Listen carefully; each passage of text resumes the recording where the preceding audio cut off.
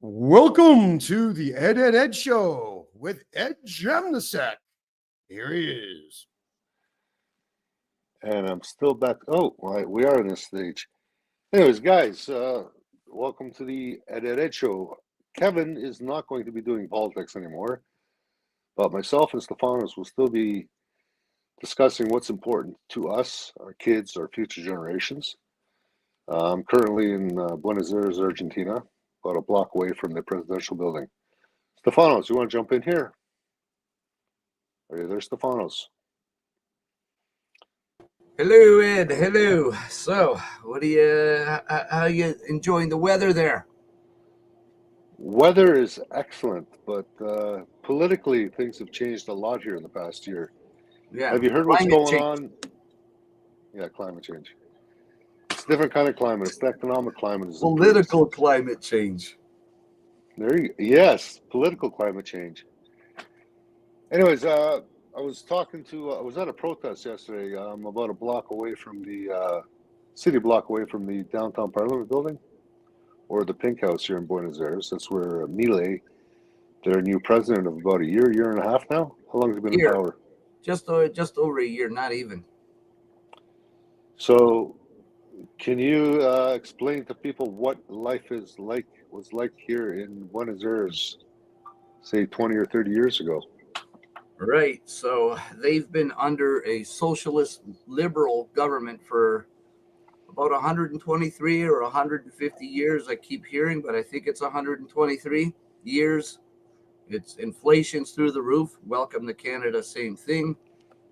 Cost of living through the roof, same thing in Canada. We can draw all the lines there, all the parallels.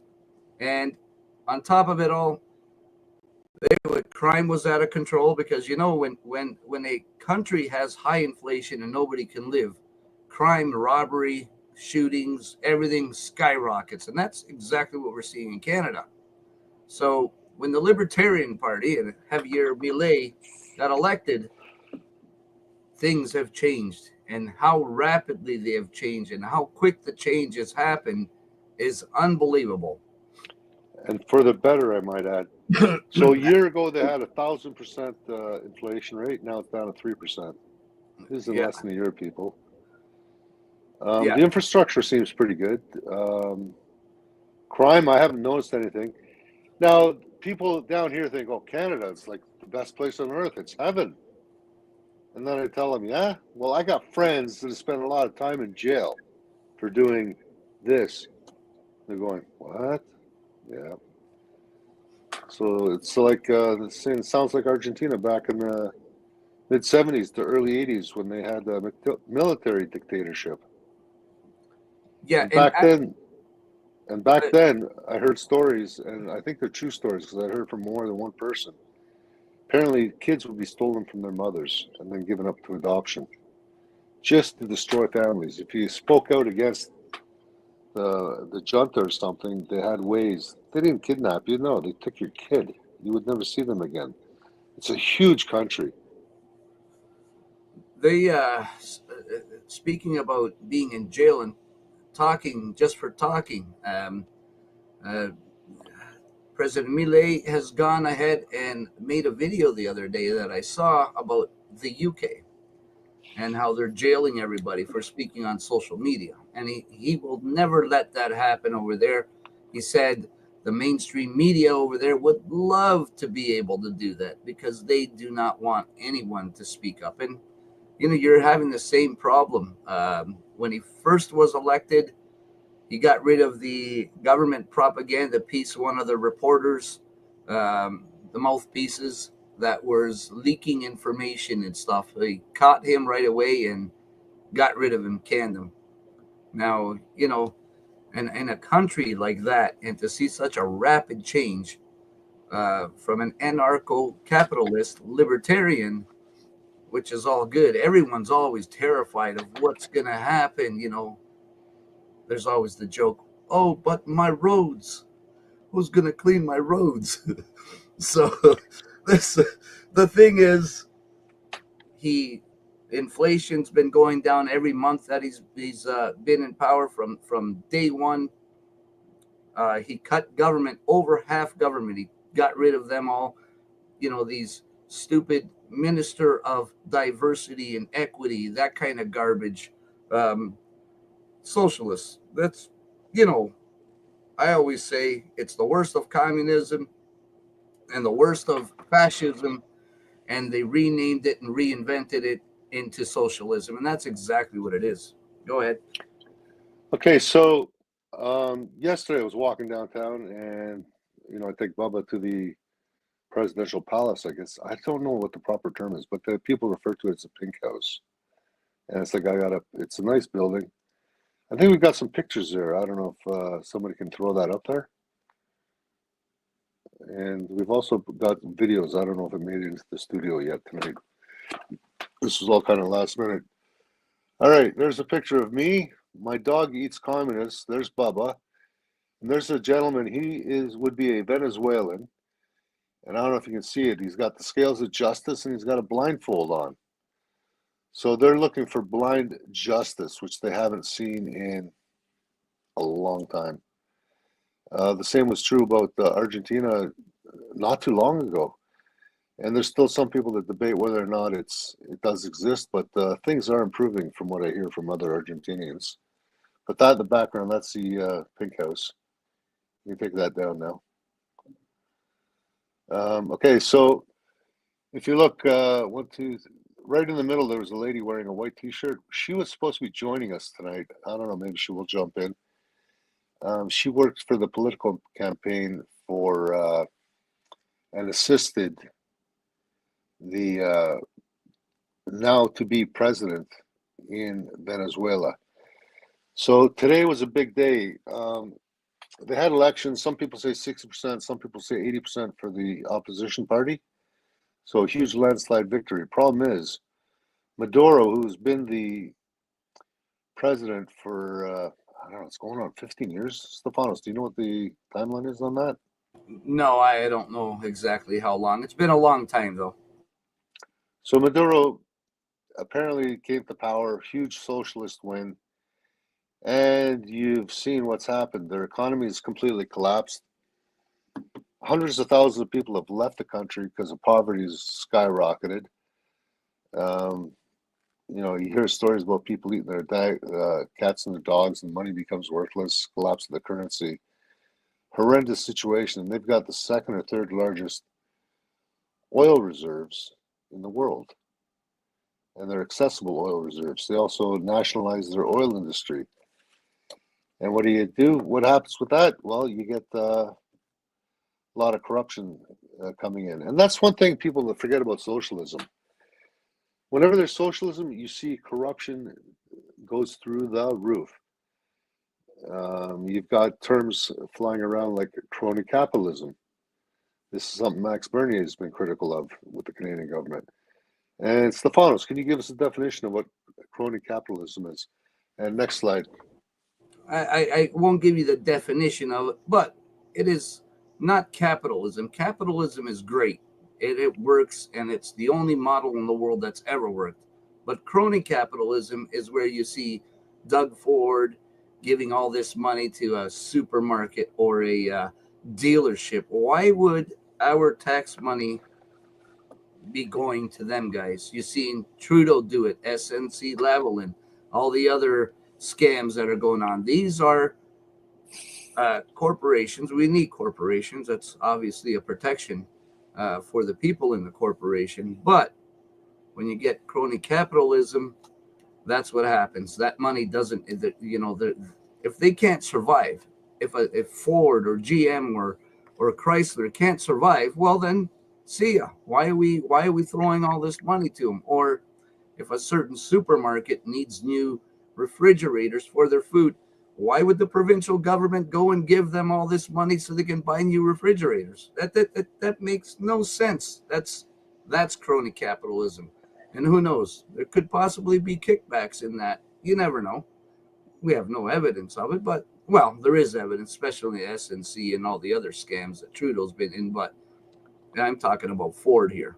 So, that's a big problem. But that's I put it that way so people can understand what it is, because I always see a lot of negative talk at corporations, but people need to understand everything's a corporation. Your local mom and pop shop's a corporation. So if you're going to ding all corporations, you're barking up the wrong tree. It's crony capitalism. It's those corporate businesses that have friends in power that give them special favors so they can get special favors back. So what's happened now in Venezuela? They had an election. Was it 6 months ago, I believe? Today was supposed to be the swearing in ceremony for Maduro. Maduro, the tyrant, socialist tyrant. And he's the guy I could say is individually responsible for the vast damages done to that country. And they've taken away the freedom of expression. He rules with an iron fist. Funny how when they sell you socialism, when Maduro first got in, they paint the best. They say it's going to be the best in the world. We're going to take care of the poor. We're going to take care of the sick. It's going to be good for the economy. All freaking lies. Socialism has never worked. It does not work. And anyone who says that Sweden is socialist, no. Sweden, by rights, is it's a democratic society. It's a capitalist society with social programs. Big distinction. Big distinction. And these are lessons we have to learn. So we're being lied to by our media, which is why me and Stefanos are taking time out of our days to have these discussions with you people. We need to get this on the tongues of every Canadian. Otherwise, it's going to get a lot worse until people actually learn their lesson the hard way, like Venezuela did, like Argentina did for 100 years. Like Venezuela used to have one of the highest standards of living, and you see how far it's fallen in the last 10, 15 years. It's horrendous. Now you've got a tyrant that refuses to give up power. I also heard that the person that won, let's see if I can forget his name here, Edmundo Gonzalez. He's supposed to be the president right now, but Maduro doesn't want to hand over power. In fact, I heard rumors that they don't even know where he is. He hasn't spoken yet, and some people think he might be out of the country because he fears for his life. So when you've got a tyrant that's not afraid to put a bullet between your eyes just so you don't lose power, that's pretty serious. And that's what communism and socialism is. Some of the worst, most tyrannical governments have been socialist, and they turned to full-blown communist. Canada's going the same way, guys. Stefanos, what do you think? Yeah, absolutely. And we've seen this with Justin Trudeau and refusing to step down as leader of the Liberal Party, refusing to call an election so we can, have an election. And he knows he's gone. So, and, all these people thinking that he resigned. He did not resign. Listen to what he said. Listen to it again. So he's not resigned. All he's doing is delaying. And he was speaking, I think he had made mention that he was not going to call an election until 2026 when he is required by law. At that point, he can't be in any longer. So he wants communist tyrants, those dictators in all of history, all held on to power by their last fingernail until they were either removed or the people removed them. And, this isn't something I'm saying to do or anything. I'm just saying this is look at the history books. Benedetto Mussolini, Stalin, you look at all the people there. That's what happens. If they don't give up power the lawful and legal way, and people are losing family members, they can't feed their mouths, and, that's what happens. Socialism is exactly that. No country anywhere in the world will ever be able to live or prosper or do anything if you're all going to mooch off the government. So the government wants to mooch you. Now we're seeing in Canada restrictions on being able to have your own animals to produce your own food. There's some municipalities out there that will not even let you put a garden in on your property. So they're just trying to cut everything out 100%. And then you're going to either have to have enough money to buy food from the store, which nobody can afford anymore, or you're going to have to go suck off the government teat in order to survive so you can get a couple of dollars. And the government will tell you, you're going to have to do this or this in order to eat, in order to get anything. That's what communism is designed to do. Water, food system, you control those things, the land, you control those things, and that's how they push it in, and that's how you control everybody, all the people in the country. So we're seeing that. We're seeing the delays of Trudeau. We see Moderno or what he's doing. So this Maduro. Sorry, Maduro doing that stuff, and they almost had a situation there a couple of years ago when they stormed their parliamentary building. I don't know what they call it there, but there was tens of thousands of people out there, and they called the military and everything else. And so these countries, things get very serious. And where is his opponent? Who knows, Ed? People say he left the country. He might very well not be alive anymore. We don't know that. I have not heard of that. I know that he is keeping his. I believe that he's keeping his. Trying to stay off the radar. Whether they can settle this with the courts, now how this all came about, and you're thinking, okay, the guy's in town and he controls the entire country, literally, with an iron fist. And how he can do this? Well, you pay your military members very well. You pay your police very well. Okay, in Canada, we pay our military like crap, but the cops earn a lot of money, and especially during COVID. How many raises did they get? You remember? I do know Hergy, I believe was his last name, our public health officer here in the region of Niagara Public Health. He was temporary, okay, for 7 years. How do you have a temporary position for 7 years? And when Convid jumped in, his salary went from 250,000, I believe, somewhere's around there, up to 450,000. It's so doubled. How is that possible? How does anybody get 100 or 100+% raise on a temporary position? Are you freaking kidding me? The beauty of socialist or communist politics, you take care of the own boys in your own club because you need them. And money is, they don't care about money. They'll pay whatever it takes.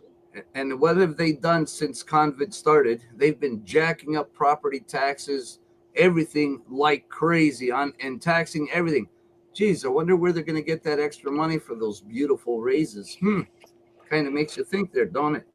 Yeah, the few of us that still have jobs that are still working, but we're happy to pay taxes because we got to pay for our health insurance, because we got to pay for our roads.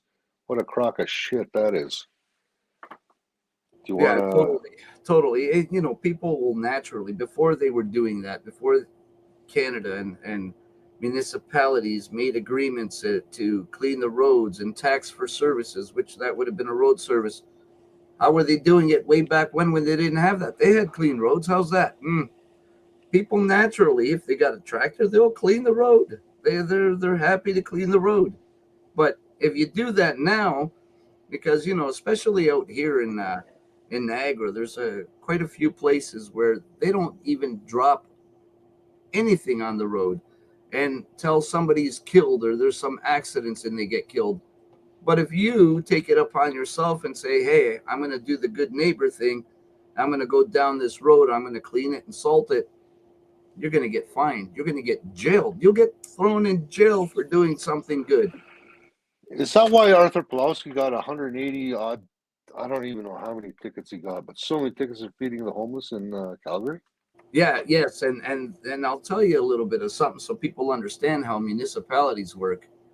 Homelessness is a huge income for them. It's a giant income.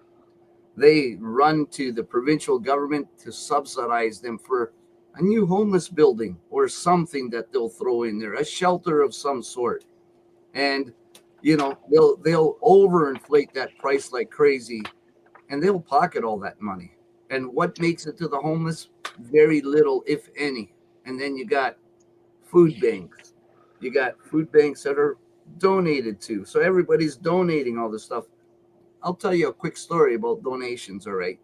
And don't get me wrong, I'm not knocking food banks or anything, because they do a good job out there. But the Salvation Army gets somewhere along $6 million a year from our government subsidized to them. I worked for the Salvation Army a little bit, and I was at their warehouse, and I saw jewelry that's donated goes straight to the landfill. I saw furniture straight to the landfill. I saw sports equipment, hockey equipment, skates, roller blades, straight to the landfill. And all they were doing was taking clothing that was being donated, and I was baling those clothes. And we would bale them into, I think they were like 1,100-pound big bales of clothing.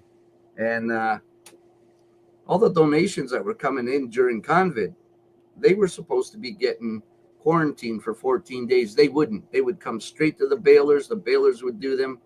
They would get packed. They'd bring a tractor trailer, back it up to the loading bay. All the bales would get loaded in there and shipped where? To India, where, of course, they used the children to go do the slave labor to pull apart the clothing, where they'll use the material and make new clothing out of it. And, of course, it'll find its way all over the world. $10,000 a bale. So that was going back during the convict garbage. And they were getting subsidized $6 million a year. And they had a big poster on the wall of saying how much money they're making a year.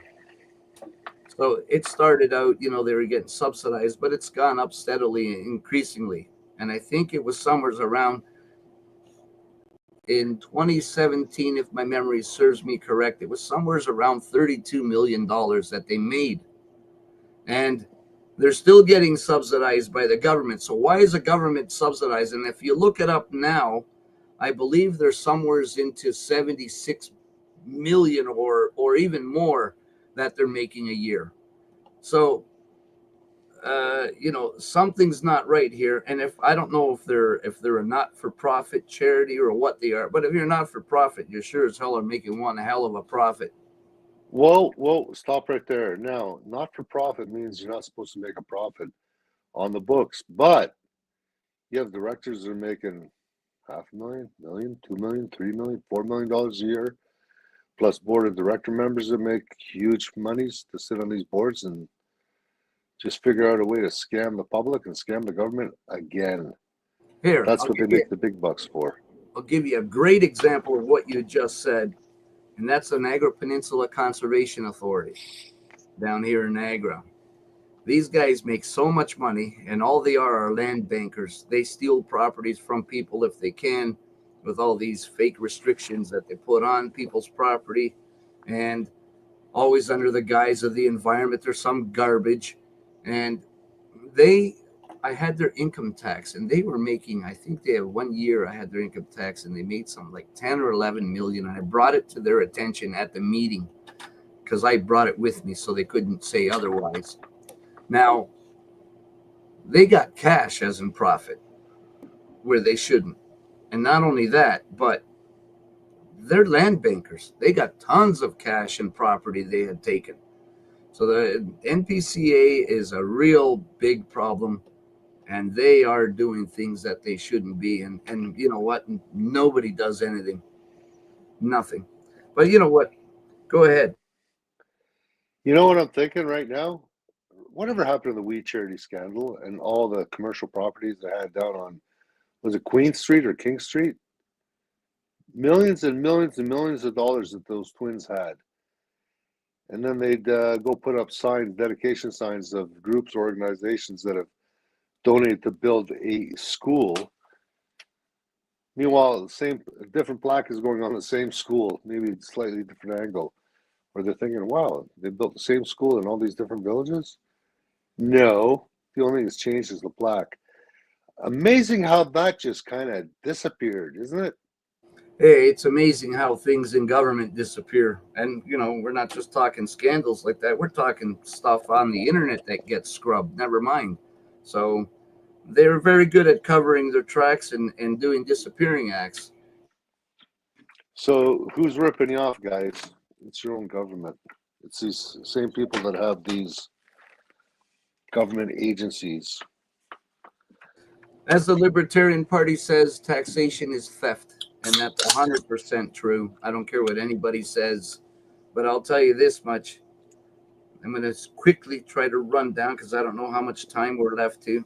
But We've got 32 minutes left. okay, so we have the Libertarian Party in Argentina, now president. They're running a country. In under a year, they cut government, over half government, gone. 70,000 useless bureaucrats, gone. Remember, they call us the useless eaters. Those are the useless eaters. They've taken taxes, reduced them, tons of them. The housing crisis, they fixed it overnight, literally. How did they do that? They got government the hell out of the way, period.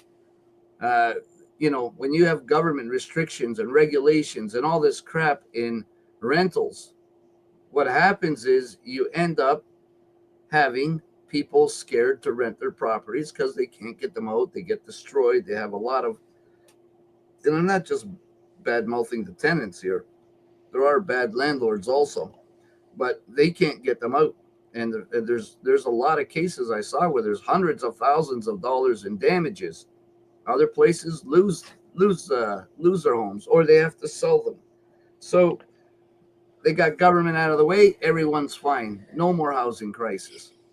And the deficit gone. How can you get rid of a country's deficit in a year? That's just incredible. Inflation way down every month. Making the deficit payments that on time when they were supposed to, no problem. And what did they do? They took their economy and they made it the third strongest economy in the world. And, if people think capitalism doesn't work, you just seen it in action. I don't know why you all keep voting the same trash, garbage parties over and over, constantly into office.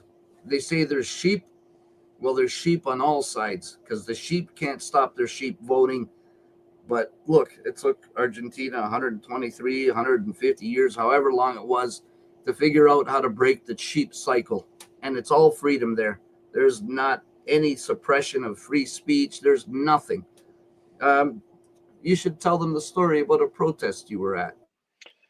Okay, yeah, this was yesterday. So back to what's going on. I'm bad with names, guys. Sorry. Okay, Libertad Avanza, that's the Libertarian Party. They're still signing up people, even at this protest. There you got Venezuelans wearing "Don't Tread on Me" shirts. This was a young lady that works for the ministry. She was supposed to be joining us tonight. I don't know what happened. Maybe we put the show up too late, but maybe we can get her on this coming Wednesday. I'll be reaching out to her. Edmundo Gonzalez is the president-elect of Venezuela, but he hasn't been sworn in yet. And that's where all that's why they had this protest. Apparently, the new incoming president was here in Argentina just over a week ago. And Milei is actually backing him because that's what the people voted. That's what the people should get. But you've got this tyrant. He's not a hard libertarian like Milei, but he's kind of swinging that way. Going in that direction. It's definitely right wing. It is what it is. He got voted in. The president of that party is still in Venezuela. They haven't gone after this lady yet. So she's working behind the scenes. I don't know if they're going to do it with courts. I don't know if a section of the military is going to turn on Maduro and say, screw you, you tyrant. You're not the elected president, and we're not going to let you get in. So the last I heard about a couple hours ago is Maduro has not been sworn in yet as president, but he is claiming to be the president again. And that's the way tyrants roll. So now what happens in Venezuela? Yesterday was supposed to be the day people were supposed to flood the streets and protest in huge amounts. People showed up here in Buenos Aires. There was a couple thousand people at this, I don't know if it's a protest or a rally, but people showed up on the streets here in Argentina. In Venezuela, I heard it was not quite as aggressive. I don't know what the numbers were like over there, but from what I heard, people did not show up in big numbers because they're afraid to. That's what living under tyranny is like. They are afraid to. So what are you going to do it? You can be ruled by an iron fist, or you can put your life on the line and stand up and say, I'm not taking this shit anymore. And that's where Venezuela's at. Will they turn it around? We don't know yet. Will the new president get sworn in? We don't know yet. Or will Maduro still rule with an iron fist? Well, chances are he's definitely going for it. Yeah, there was some what you were talking about, being afraid to protest. That's absolutely true. I've seen quite a few news articles leading up to that election where there were protests. The henchmen, the state henchmen, their law enforcement was paying visits at people's homes and haul them right out, and they would find them days later on the side of a road dead or in a field somewhere dead. So that's exactly what tyranny does, and this is communism. You know, again, I'm going to go back to history, and you see every time communism, full-blown communism going on, it costs millions of lives, millions, all the time. Yeah, funny how was it 60 million people died under Soviet Union? How many people died when China went full communist? And they're still dying. Political prisoners being used as organ donors. Yeah, well, they're being selective about it. They're going against the Uyghur Muslims. Not that they ever did anything wrong. I don't Right, condone them, but why? Just because you're Muslim, you're going to steal your organs? right. And they done that with the Falun Gong. They done it with them. Do you know that in China, when you go into prison, they literally take blood blood samples from you and DNA samples, and that way they already have a predetermined donor that meets those requirements. That's where you end up. That's where you end up going, and sometimes they don't use any type of anesthesia or anything, and they'll do it to you wide awake. Okay, so here's a recent post from Edmundo Gonzalez, the president-elect of Venezuela. So it's translated by Google. Venezuelan compatriots, I represent the will of almost 8 million Venezuelans within the country, and that of the millions of compatriots who were prevented from voting abroad. And I have the duty to defend that commitment. What does that statement tell you? That's on X. That's the last we heard from him, by the way, or the last that I can see of President-elected Edmundo Gonzalez. What does that tell you? Yeah, well, this is. Could you imagine being too afraid to be sworn in officially at your own victory? that should be telling you a lot. And when you have a dictator in Canada known as Justin Trudeau, and what he has been trying to do to hold on to power here, we should be very worried. We should be very worried at what's coming, or could potentially come. So apparently at 6 p.m. Venezuelan time, I will speak to the country. That's the last. That's another post from the 10th. What's today's date? Today's the 10th. So apparently, I don't know if that if he was able to speak to the country at 6 p.m. tonight. I do not know, guys. My Spanish is horrendous. It's almost non-existent. Will it get better with time? Yeah, I'm going to be here for 10 weeks, so hopefully it does get better. 2.3 million views. It's not a bad following on X. Anyways, it's a dicey situation. Used to be one of the countries that had the third highest standard of living in the world.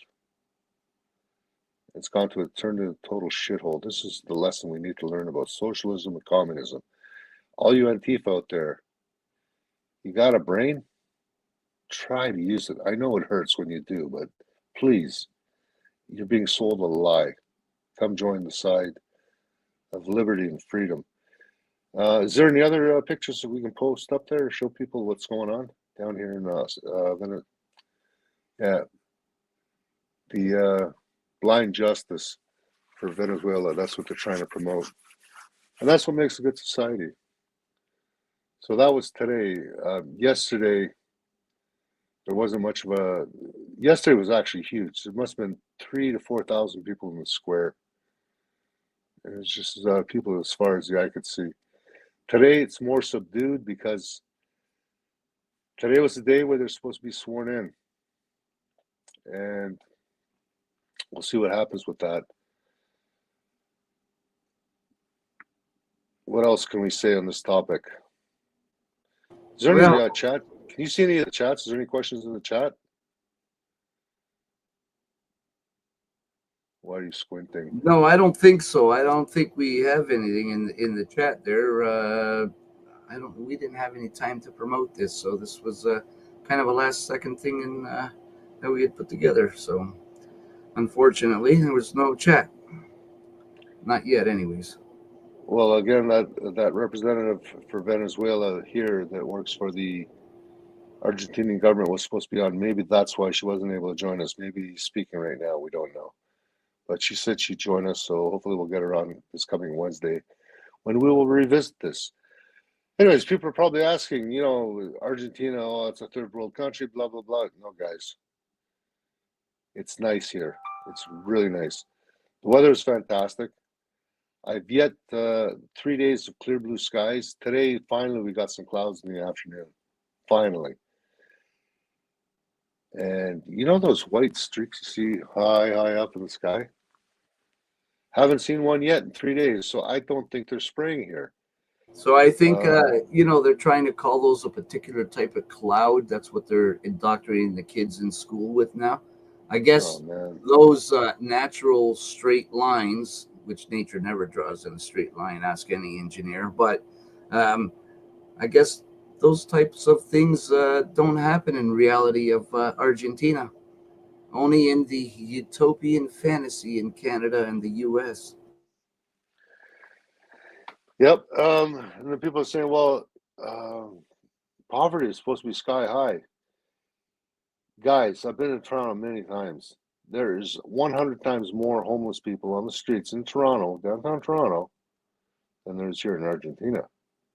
I've seen 5 homeless people. I've been here for 3 days, walking down the downtown core. And they don't even bother you.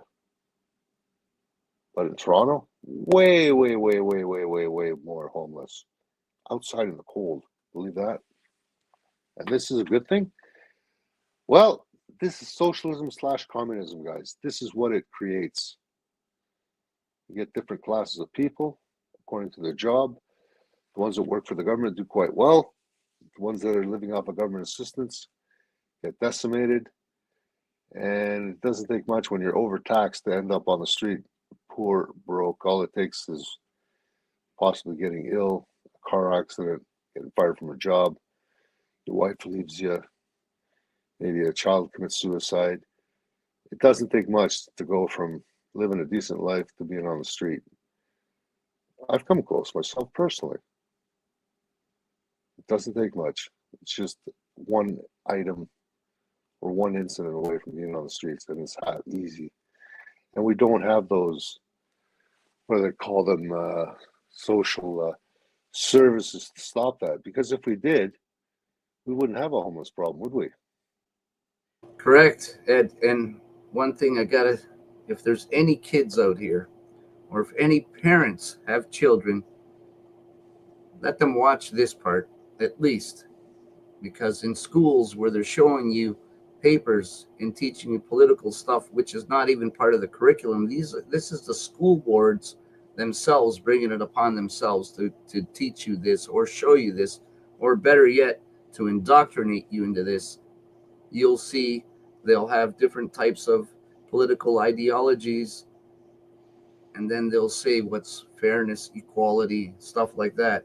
When they always show you communism and pump them up as being equality, that's not equality at all, Ed. You just made a great point.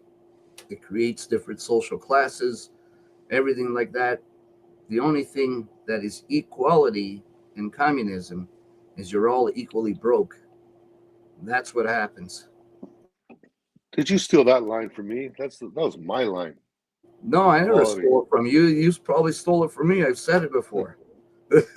I've said it before many times. Are we gonna have a fight on the show here? Our first show together Yeah, let's have a fight. Make it exciting. That's it. Oh boy. Anyways, yeah, homelessness down here in Argentina, where they're supposed to have huge amounts of poverty. I'm not seeing it, guys. I'm not seeing it. People, they've got public servants that walk down the streets and they actually sweep the roads. They're cleaning the park. Just before the show, I was watching them change a bollard. They came in. There was about 4 or 5 guys surrounded the area that was being worked on. They brought in a boom truck, grabbed the bollard, put it on the truck, grabbed the new one, put it down. In and out, swept up, 20 minutes. In Canada, you're talking a 3 to 4 day project. So, that's crazy. You know, Ed, actually, I was thinking about that today. I was taking a drive along Weber Road, and along the ditch there, that ditch is just trash from one way all the way down. The whole ditch is just full of trash. Their services in Welland is non-existent. It is trash everywhere. I've never seen anything like that before. I think I'll go tomorrow, maybe get a little bit of video of it and show everybody exactly where your tax money's going to, because it sure as hell ain't keeping the roads and anything else in order, and it's not keeping the environment clean. If the environment's so important, why are they polluting the hell out of it and getting no service whatsoever? Talking about no services, in the coming months, you will discover why I went to Pickering Town Council the other week, and it's got to do with the death of a child. That will be coming out right now. That case is in front of the courts. It did hit kind of close to home, and anyways, I was there for not to cause anyone any harm. But amazing how the media has gone to the trouble of painting me in a negative light. Now, I won't speak any more about this because there is court cases right now. I don't want to compromise that, but I will leave you with that. So what you've heard on those videos, it ain't true, guys. And we're going to address that issue one day, soon. What else can I tell you about Argentina? Oh, everybody wants to know the price of beer. This is $4.73. It costs about $2 US. There's a German imported beer, which is about $1.80 for a $4.73. What else is here in the bar fridge?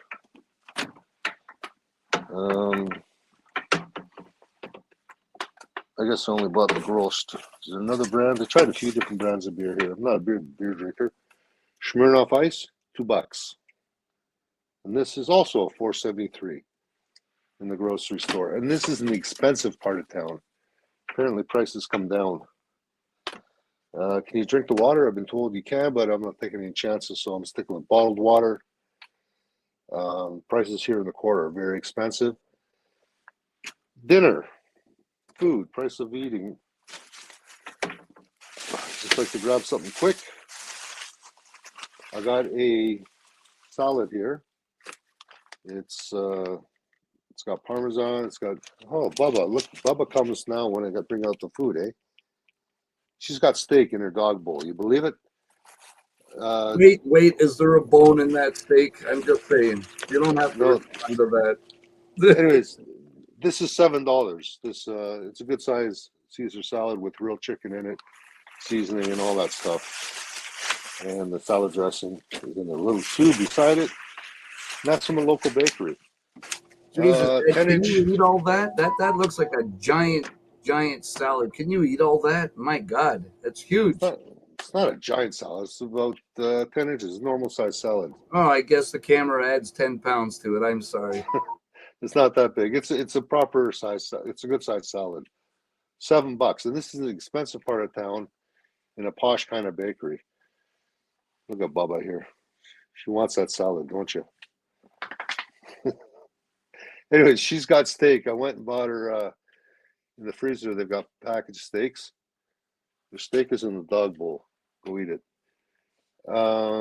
Price per kilo, I believe, was $11 per kilo. That's 2 pounds. So it's about $5.50 a pound. So prices of meat are actually a lot lower here than they are in Canada. Food is a lot cheaper. Street vendor, a kilo of tomatoes, fresh tomatoes, nice looking tomatoes, $1. $1. Wow. I don't think we can find that around here. Yeah, six avocados were $1. That's cheaper than Panama and Costa Rica. So yeah, the prices are lower here. The cost of living, it is lower for us Canadians with the exchange rate, but our Canadian dollar is just getting hammered. Now, why do you think that is? What is it? Something like $1.50 for $1 now? Yep, I've never seen it this so worthless. It's crazy. It's And expensive with the exchange. the media tries to soften that blow by telling Canadians that's not the lowest the Canadian dollar's ever been. So it's a good thing. Don't worry, we're not doing as bad as whoever caused it before. So, don't buy into that propaganda garbage. It's horrible. Anyways, enough about me. Guys, we'll be back Wednesday night using Kevin's platform, just me and Stefanos, and whatever guests I can get to come on. And we'll be discussing this further, bringing you the truth. Quickly, locally in Ontario, what's going on? Oh, mayhem. All I could say is municipal politics. You got to follow them, people. Doesn't matter where you live in Canada, you are allowed to be at any municipality, watch any meeting. So you should be there and you are allowed to speak. So you should be there. Keep an eye out, because what tyranny and bad things that happen at one municipality happens in another. And I'll give you a good example. They had brought up, I had spoken Waynfleet once, and that's another bad place that's gone really bad. Waynfleet was an awesome place. They had a beautiful mayor, an excellent mayor, April Jeffs back then, did a great job. What they have in now is bad, and a lot of bad things happening there. But I went in and spoke to an exotic animal bylaw, and when I spoke at that meeting, their bylaw officer didn't know the difference between a goat and a donkey, and tried to claim that there was a donkey on a gentleman's porch on his property that was loose. Thing doesn't take off. And he tried to charge him with having his animals at large. No, he's on his property. It's not at large. So when I posed the question, did you get a legal opinion on this? Oh, and I also suggested that they should, it's a rural community, all nothing but farms. At least they should have a bylaw officer take a course so he can identify what farm animals are, because you can't make this crap up, people. So when I posed the question about the legal opinion, no, they did not. And the bylaw officer plainly and blatantly and stupidly, might I add, and negligently blurts out, no, we don't have to. Because one municipality brings it in, we just take that exact same bylaw and it's a cookie cutter. We just bring it in. So this is why we have to start holding these people accountable. Pay close attention to what happens in your municipalities, because that's where the worst type of tyranny begins. And people say it usually comes down from the top, but this way it's from the bottom up.